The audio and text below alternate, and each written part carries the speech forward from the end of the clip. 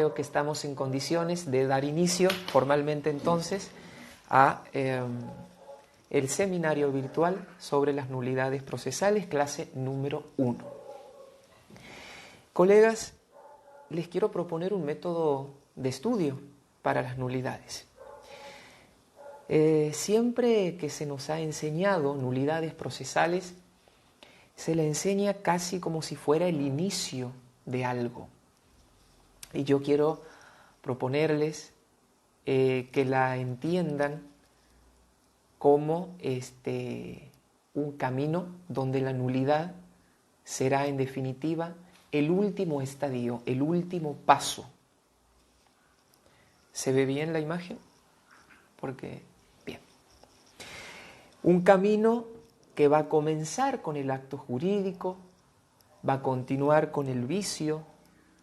En una siguiente estación nos encontraremos con el perjuicio y finalmente con la nulidad. Esta idea de la nulidad como camino es lo que he querido plasmar en el organigrama o mapa conceptual que se encuentra subido a la plataforma de Instagram. Y vamos a comenzar entonces con el acto jurídico.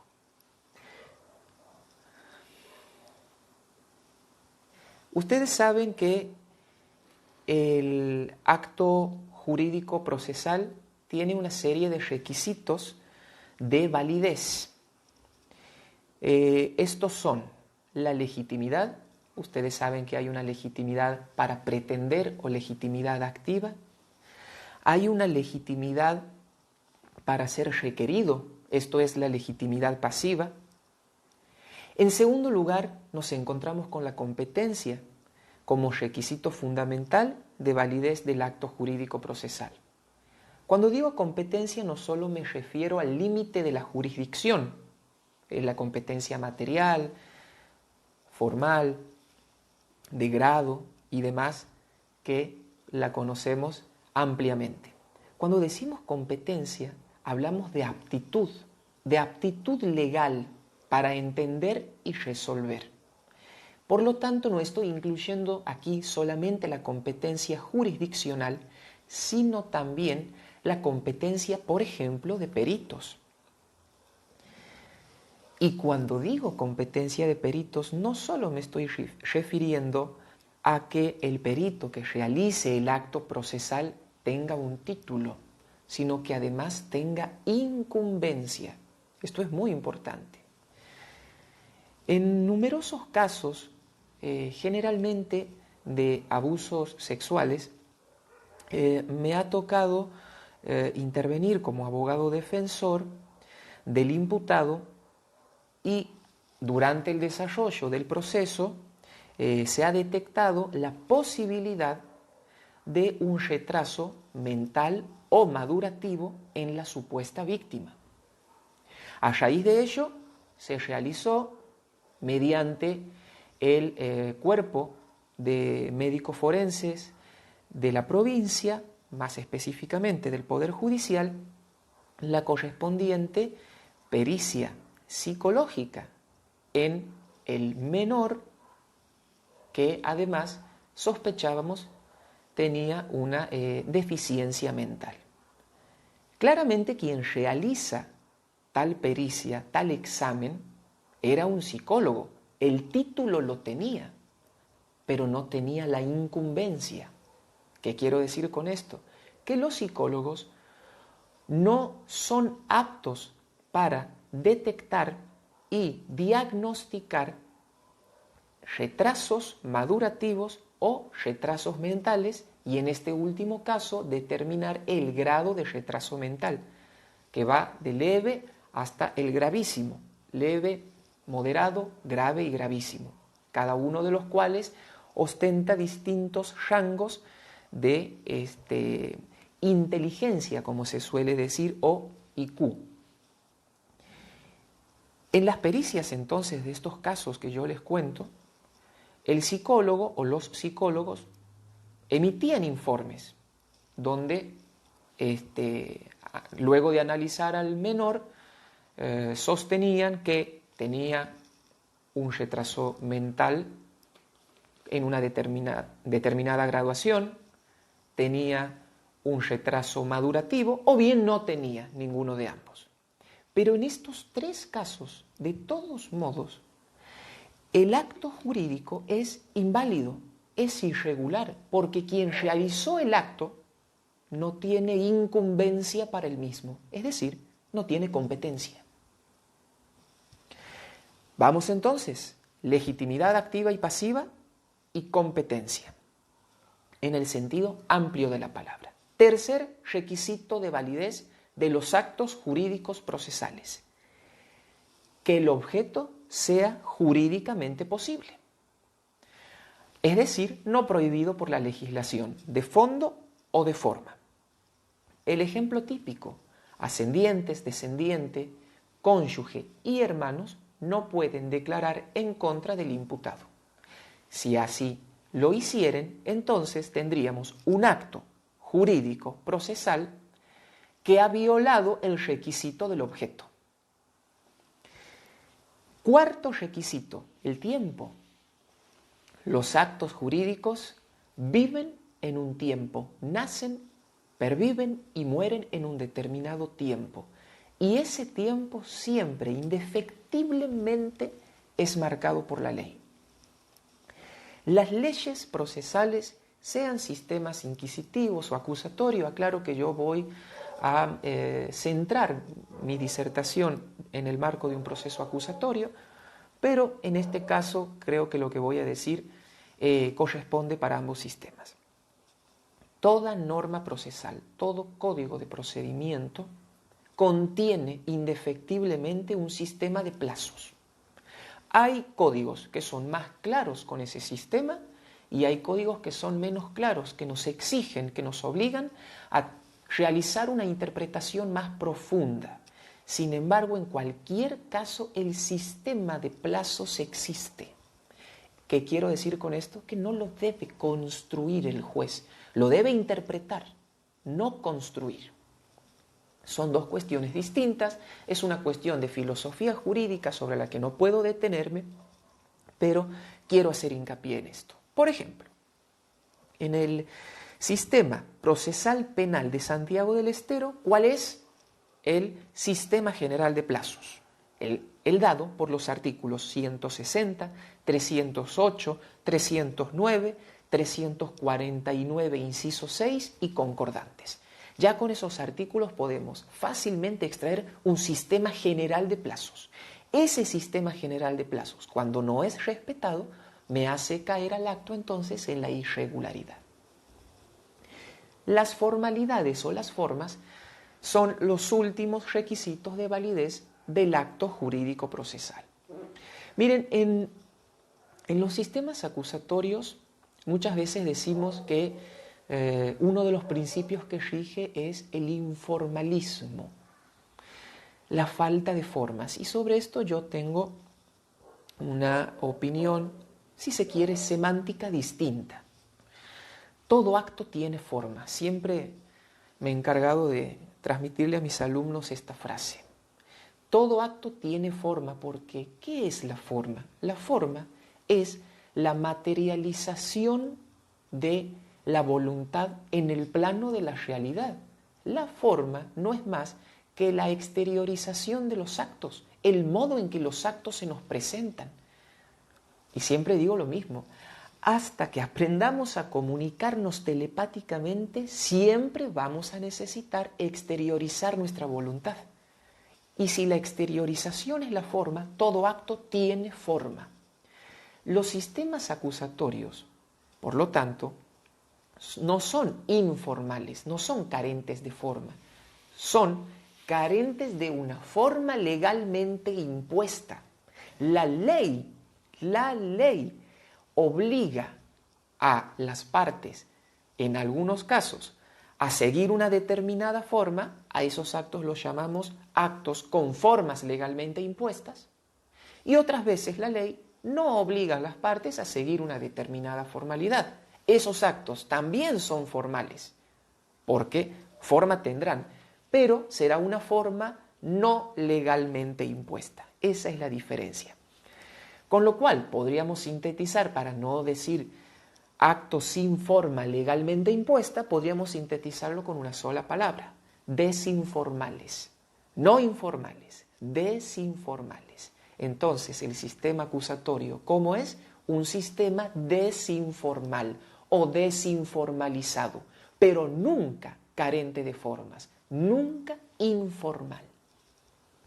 Dentro de las formalidades encontramos también un sistema dentro de los códigos de procedimiento. Hablando del proceso penal, tenemos que la declaración de imputado como acto principal y primigenio de defensa está cargado de una serie de formalidades que el Ministerio Público Fiscal debe respetar. La presencia de los sujetos esenciales en las audiencias es también otra formalidad. Y por supuesto las formalidades de las notificaciones, de las famosas cédulas. El tiempo y la forma de las mismas hace entonces a las formalidades. Con esto entonces hemos realizado un repaso muy fugaz, si se quiere, de los requisitos de validez de los actos jurídicos procesales: legitimidad activa y pasiva, competencia en sentido amplio, objeto jurídicamente posible, tiempo oportuno y el respeto irrestricto de todas las formalidades impuestas legalmente. Comenzamos a transitar el camino de la nulidad.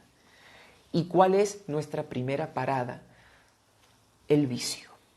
¿Qué es el vicio? Justamente la inobservancia de alguno de los requisitos enumerados, ¿sí?, recientemente como requisitos de validez de los actos procesales. Cualquier inobservancia, desde la más leve hasta la más grave, me da por resultado un vicio. Avancemos. ¿Cuál es la consecuencia de los vicios? ¿La nulidad? Pues no necesariamente. Miren, si vicio es una irregularidad, pues yo tengo que esa irregularidad puede ser atacada a través de una excepción procesal. Si lo que violé es la legitimidad activa o pasiva, para ello tengo la excepción de falta de legitimación. Si ya se realizó un proceso anterior o se está realizando el mismo, tengo la excepción de litispendencia o excepción de cosa juzgada. Si lo alterado, lo irregular, es la competencia judicial, tengo la recusación. Si se han violado los tiempos, tengo desde el derecho de fondo la prescripción de la acción. Y tengo desde el derecho de forma el sobreseimiento por vencimiento del plazo de la IPP. Si el acto todavía no ha tenido lugar, pero está por tener lugar con alguna de las irregularidades mencionadas, tengo la inadmisibilidad. Fíjense ustedes la cantidad de medios de defensa con que cuentan las partes para impedir que este acto irregular, que este vicio, cause efectivamente un perjuicio. Excepción, inadmisibilidad, recusación, sobreseimiento, prescripción de la acción. Y en sexto lugar, la nulidad. Quizás hay algunos otros efectos. Los códigos de procedimiento penales que lo admiten, bueno, la caducidad. Los códigos de procedimiento civil y comercial claramente admiten esta figura. Como ven, la nulidad no es la única respuesta ante una irregularidad, ante un vicio. Es una de las posibles respuestas legales. Entonces, acto jurídico, vicio en el sentido de irregularidad y dentro de la amplia nómina de auxilios legales, la nulidad. Pero todavía falta mucho para llegar a ella. Dentro de los vicios vamos a encontrar una clasificación que varía según los autores, pero en mi opinión la más didáctica, sencilla, pero no por eso menos efectiva, es la que propone el maestro Alvarado Belloso. El doctor Alvarado Belloso dice que los vicios pueden clasificarse en 4 categorías. Muy sencillo de recordar: leves, moderados, graves y gravísimos. En el organigrama que les he dejado se encuentran los 4 vicios a partir de los cuales se desarrolla el camino para llegar a la nulidad. El primero de los vicios, recordemos, vicio es una irregularidad, nada más y nada menos. El primero de los vicios es el leve. ¿Qué es un vicio leve? Muy fácil, aquel que no causa un perjuicio. En segundo lugar, tenemos el vicio moderado. ¿Cuál es el vicio moderado? El que causa un perjuicio, pero un perjuicio genérico. Por lo tanto, el vicio grave va a ser aquel que me cause un perjuicio real y concreto. Y cuando hablamos de perjuicio, ¿a qué nos referimos en definitiva? Miren, un perjuicio es una privación de un derecho o garantía, reconocido en la ley, en la Constitución nacional, en la Constitución provincial o en algún tratado de jerarquía constitucional o de jerarquía supralegal. En cualquier caso, perjuicio es privación. Fíjense la diferencia con el vicio. Vicio es irregularidad. Perjuicio es privación de un derecho o garantía. Este es el kit de la cuestión y es el elemento diferenciador. Decíamos entonces que tanto el vicio moderado como grave causa un perjuicio, pero el vicio moderado me causa un perjuicio genérico, mientras que el vicio grave me va a causar un perjuicio real en el sentido de no hipotético y concreto en el sentido de no general, no abstracto. Me permito dar un ejemplo para que se entiendan estos conceptos que yo comprendo y pido disculpas desde ya, son abstractos, pero son necesarios para que después los podamos bajar a los casos concretos que vamos a desarrollar en breve y sobre todo mañana, donde la clase va a ser mucho más concreta. Caso típico: orden de allanamiento librada por el juez de control y garantías o juez de garantías, simplemente como se lo menciona en algunas circunscripciones. Orden de allanamiento decía que, claro, el fiscal la pidió dirigida a la calle España número 185, pero por un error de tipeo podría ser, el juez dirigió el oficio de allanamiento a la calle España 85. Se olvidó un número. En vez de 185 puso 85. Hay un perjuicio. Pero entiendo yo, y la jurisprudencia, porque este caso que les menciono es muy común, que se trata de un perjuicio genérico. ¿Y por qué? Porque, en definitiva, en el caso que menciono, era una sola orden de allanamiento y por la cercanía entre las dos casas, la calle España 85 y la calle España 185, en verdad no es posible comprender de qué derechos se vieron privados los moradores y en particular el imputado al momento de sufrir este allanamiento. Me podrían argumentar y decirme, hay que ser estrictos con estas cuestiones, claro, porque en materia de privación de derecho y en materia cautelar dentro del derecho procesal penal rige el principio de inocencia, con lo cual si el oficio quería decir España 185, debió decirlo expresamente, y si dijo 85, señores, el allanamiento es inválido, es vicioso, claro está, es irregular, pero el perjuicio es grave porque es concreto. No, la realidad no es esa.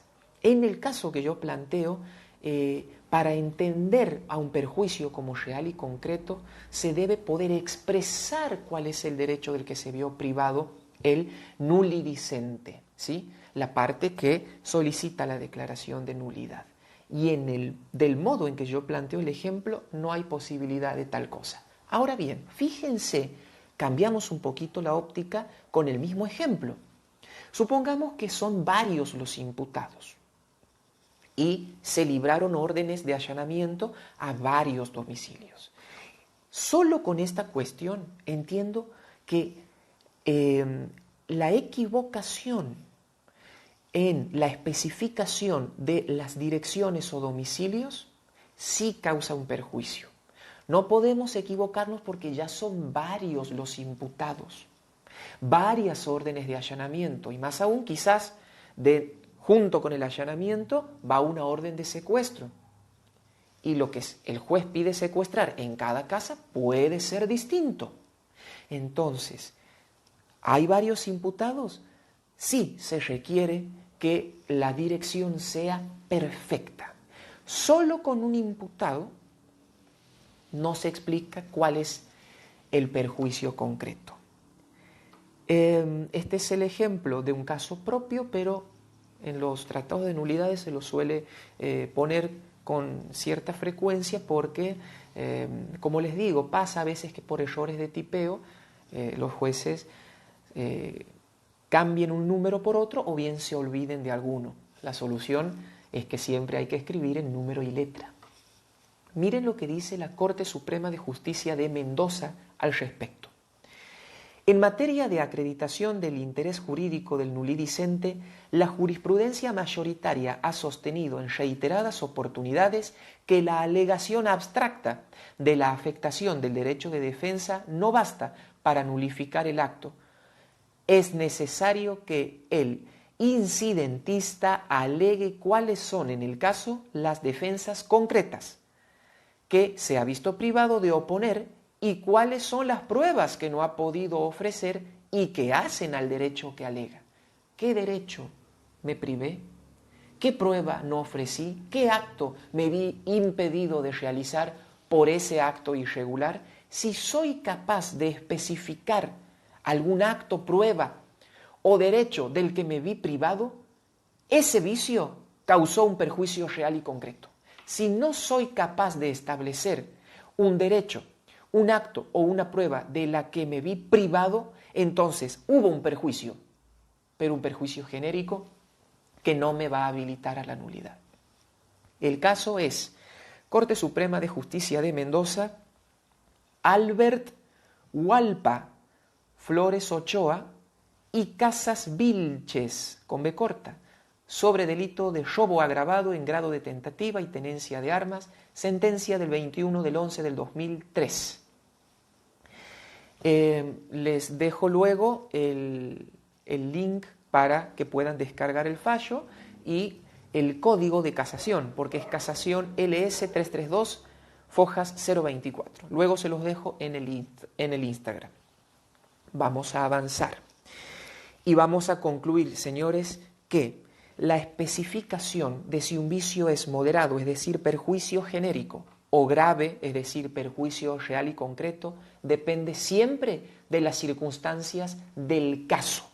El mismo ejemplo que les daba yo del error de tipeo entre España 85 y 185 cambia rotundamente si le agregamos varios imputados a esa ecuación, a ese ejemplo, a esa fórmula. Si son varios los imputados, por poner un ejemplo, el error de tipeo convierte al acto vicioso en un vicio grave. Si es uno solo el imputado, entonces el perjuicio es genérico. Bien, acto jurídico, irregularidad, sinónimo de vicio. Vicio, 4 categorías: leves, moderados, graves y gravísimos. Sobre estos últimos voy a hablar luego. El grave y el gravísimo me permite la nulidad. ¿Qué es la nulidad? La nulidad es una sanción legal que priva a los actos jurídicos de los efectos que les son propios. Cuando decimos sanción legal, decimos que no puede ser creada por el juez. Solo la ley crea nulidades, ¿sí? Y siempre va a proceder ante los vicios graves y gravísimos a través de un solo modo la declaración judicial expresa.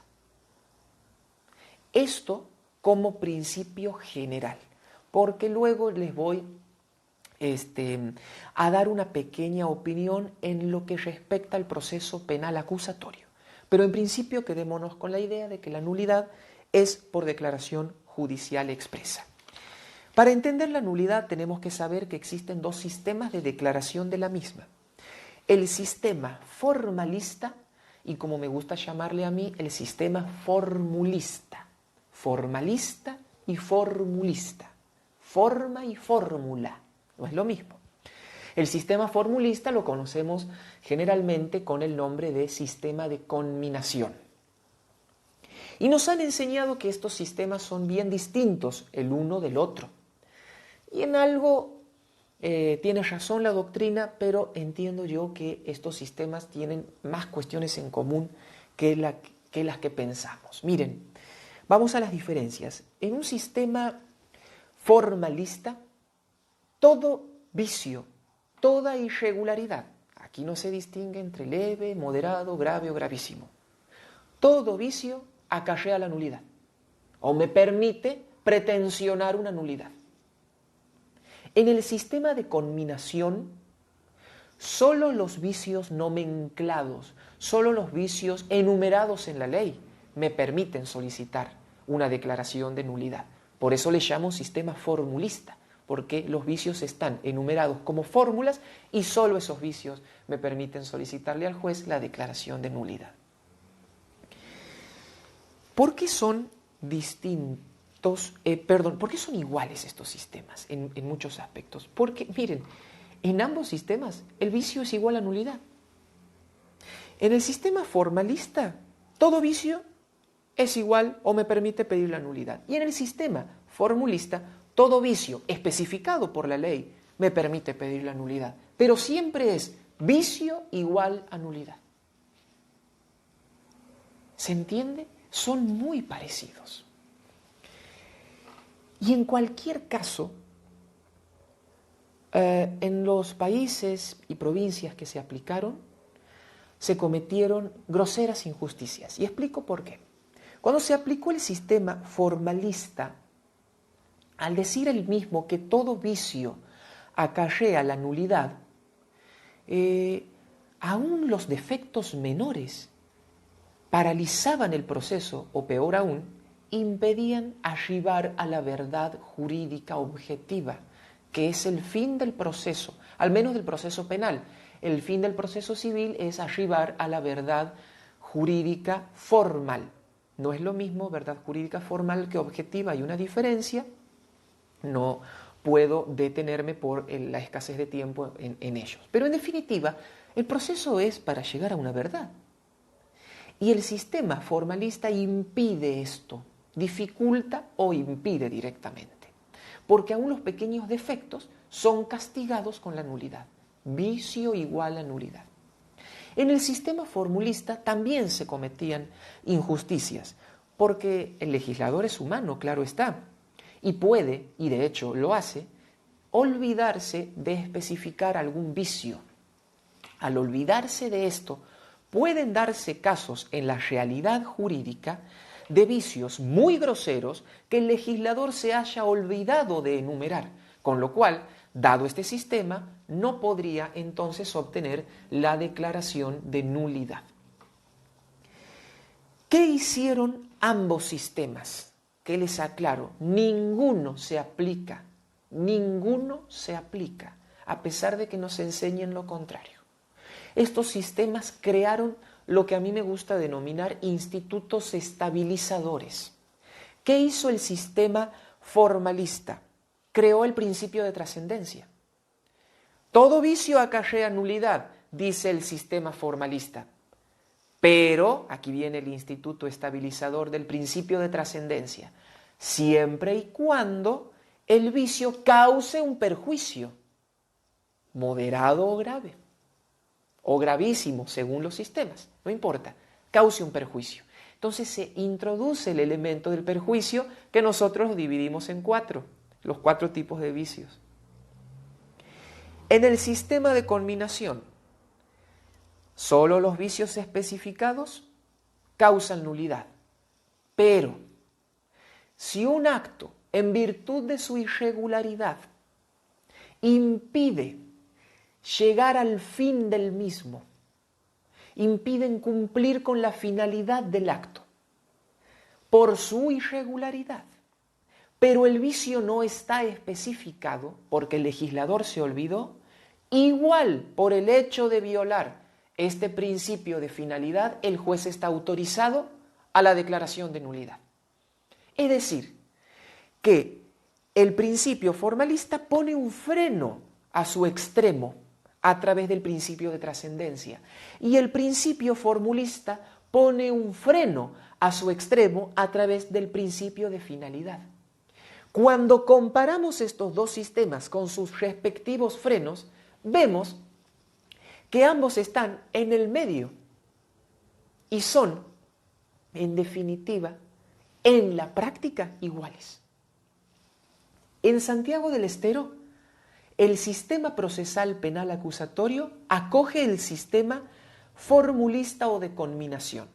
El código dice claramente, no habrán más nulidades que las especificadas en la ley, sistema de conminación. Pero después, a través del principio de finalidad y de las nulidades absolutas de las que ya voy a hablar, atempera el rigorismo del sistema. El Código Procesal Penal de Tucumán recoge, en cambio, el principio formalista. El artículo 137 es claro en este sentido. No podrán ser valorados, dice el legislador tucumano, para fundar una decisión judicial ni utilizados como presupuesto de ella los actos cumplidos con inobservancia de los derechos y garantías del imputado previstos en la Constitución Nacional, en los tratados internacionales de derechos humanos con jerarquía constitucional, en la Constitución de la provincia y en este código. Tampoco podrán ser valorados los actos cumplidos con inobservancia de las formas, etc. Artículo 137, Código Procesal Penal de Tucumán. ¿Qué nos quiere decir el legislador? Muy fácil, todo vicio acarrea una nulidad, principio formalista, pero luego se atempera en el 138 con el principio de trascendencia. El legislador ahí nos dice, cuidado, porque puede haber un acto irregular o vicioso, pero si el mismo no causa un daño concreto, entonces el acto pervive, el acto es válido. ¿Estamos hasta ahí? Bien.